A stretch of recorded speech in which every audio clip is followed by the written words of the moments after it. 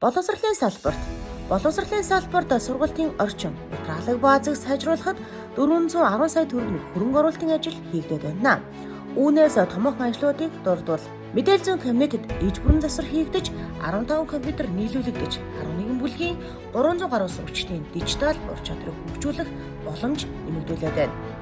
Ерөнхий боловсролын сургуулийг дотор байртай холбосон явган хүний замыг хийснээр Дулаан Улбаагийн дотор байранд амьдардаг 71 хүүхэд багш ажилчдын эрсдэлгүй аюулгүй орчинд бүрдүүлээд байна. 3 дугаар цэцэрлэг тулгамдж байсан бохрын шугамын хоолойг шинжилэн засварласнаар 6 бүлгийн 146 хүүхэд 29 багш ажилчдын эрүүл аюулгүй орчинд сурч ажиллах нөхцөлийг сайжрууллаа.